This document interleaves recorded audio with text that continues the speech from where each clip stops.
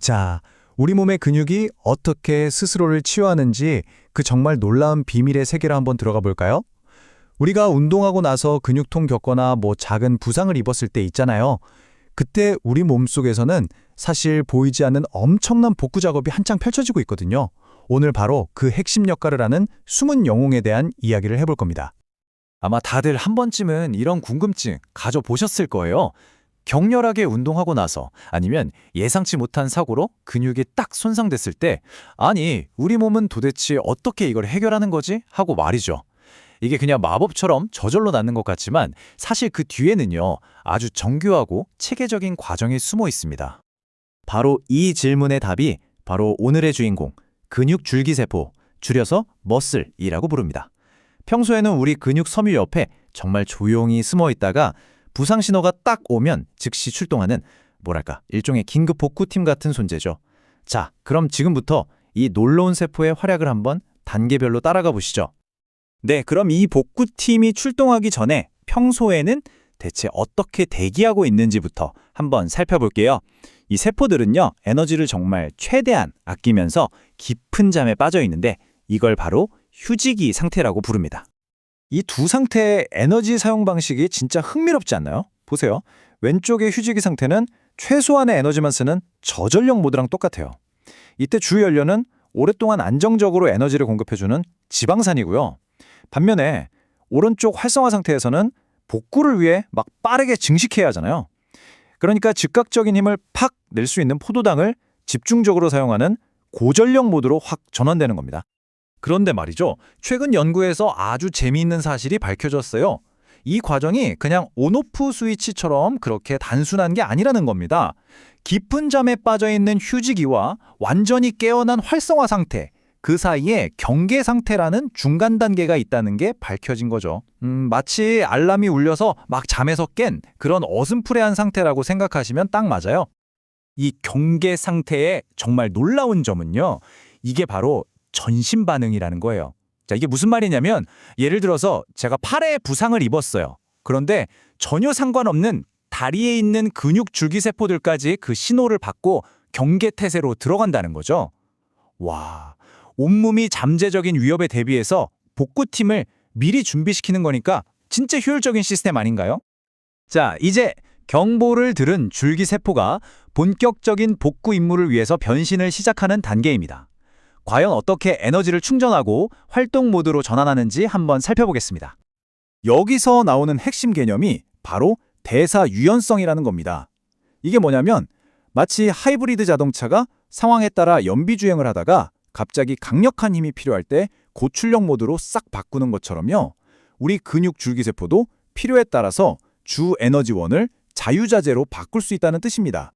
이 과정을 조금만 더 자세히 들여다볼까요?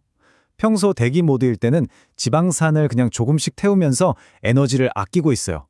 하지만 출동 명령이 딱 떨어지면 상황이 급박하잖아요. 그래서 즉시 포도당을 주 연료로 전환해버리는 거죠. 근데 이 포도당이 단순히 에너지만 내는 게 아니에요. 새로운 세포를 만들어낼 벽돌, 그러니까 원재료를 아주 빠르게 공급하는 역할까지 해내는 겁니다. 자, 드디어 복구팀이 현장에 도착했습니다. 이제 줄기세포들이 손상된 부위를 어떻게 실제로 복구해내는지 그 역동적인 과정을 함께 들여다볼 시간입니다. 근육 줄기세포의 분열 방식은요, 이게 아주 특별해요. 이 문구가 그 특징을 정말 완벽하게 요약해주고 있죠. 그게 뭐냐면 바로 비대칭 분열이라는 방식입니다. 자, 바로 이 비대칭 분열이라는 게 어떤 건지 한번 보세요. 줄기세포 하나가 분열을 딱 하면요, 그 운명이 둘로 나뉩니다. 딸세포 하나는 손상된 부위를 복구하기 위한 새로운 근육세포가 되고요. 나머지 하나는 다시 줄기세포로 돌아가서 미래의 부상에 대비하는 거죠. 와, 그러니까 수리를 하면서 동시에 예비 복금도 채워넣는 정말 현명한 전략인 셈입니다. 하지만 이 영웅은요, 결코 혼자 일하지 않아요. 성공적인 임무 완수를 위해서는 니치, 우리말로는 미세환경이라고 불리는 아주 강력한 지원팀이 필수적이거든요. 그리고 이 지원팀에는 정말 중요한 역할을 하는 다양한 조연들이 포진해 있습니다. 이 지원팀의 역할 분담을 보면요, 정말 기가 막힙니다. 먼저 대식세포는 부상 현장의 잔해를 싹 청소하면서 줄기세포한테 자, 이제 일할 시간이야 하고 신호를 보내고요. FAP라는 세포는 구조적인 지지대를 만들고 성장 신호를 팍팍 줍니다. 그리고 혈관을 이루는 내피세포는 영양을 공급하다가 임무가 끝나면 이제 다시 쉬어 하는 신호를 보내주는 거죠. 어때요? 정말 완벽한 팀플레이 아닌가요? 하지만 이렇게 정교한 시스템도 항상 성공하는 건 아닙니다. 때로는 이 복구 작업이 실패하기도 하는데요. 바로 여기서 우리 이야기의 갈등이 시작됩니다. 우선 근육 복구가 왜 이렇게까지 중요한지 이 숫자가 딱 말해주고 있어요. 우리 몸무게의 무려 30에서 40%가 바로 이 골격근입니다. 이게 단순히 우리를 움직이게 하는 것뿐만 아니라 우리 몸의 신진대사 전반에 핵심적인 역할을 하거든요. 그러니 이렇게 중요한 조직의 복구가 실패하면 우리 삶의 질에 얼마나 큰 영향을 미치겠습니까? 이 그래프가 어쩌면 좀 씁쓸한 현실을 보여주네요. 맞습니다. 나이가 들수록 근육의 재생 능력은 이렇게 뚜렷하게 감소해요. 젊었을 땐 며칠이면 괜찮아졌던 근육통이 나이가 들면서 더 오래 가고 부상 회복도 더뎌지는 게 바로 이 때문이죠. 그렇다면 도대체 왜 이런 일이 벌어지는 걸까요? 여러 요인이 아주 복합적으로 작용하는데요. 먼저 아까 말했던 그 든든한 지원팀, 미치 환경이 점점 나빠지고요. 만성염증이 복구 과정을 계속 방해하는 거죠. 또 계속된 부상으로 예비 부품이었던 줄기세포가 고갈되기도 하고 세포들 간의 중요한 소통 신호가 약해지거나 아예 사라져버리기도 합니다. 하지만 이야기는 여기서 끝나지 않습니다. 과학자들은 바로 이 실패의 원인을 파고들면서 새로운 희망을 찾고 있거든요. 과연 우리 몸의 복구팀을 다시 강화할 방법은 없는 걸까요?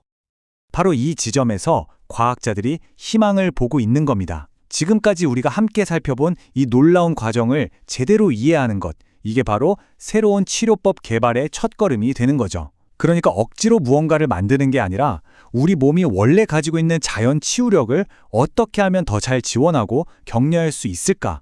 바로 여기에 초점을 맞추는 겁니다. 현재 연구되고 있는 미래 전략은 크게 세 가지 방향으로 볼 수 있어요. 첫째, 나빠졌던 지원팀의 환경, 즉 니치를 다시 젊고 건강하게 만들어주는 것. 둘째, 노화된 줄기세포의 에너지 사용 방식을 젊은 세포처럼 효율적으로 다시 프로그래밍하는 것. 그리고 마지막으로 고갈되었던 예비 부품, 즉 줄기세포가 스스로를 보충하는 능력을 강화하도록 그 신호를 키워주는 것입니다. 이게 바로 이 분야의 연구자들이 공통적으로 이야기하는 아주 희망적인 전망입니다.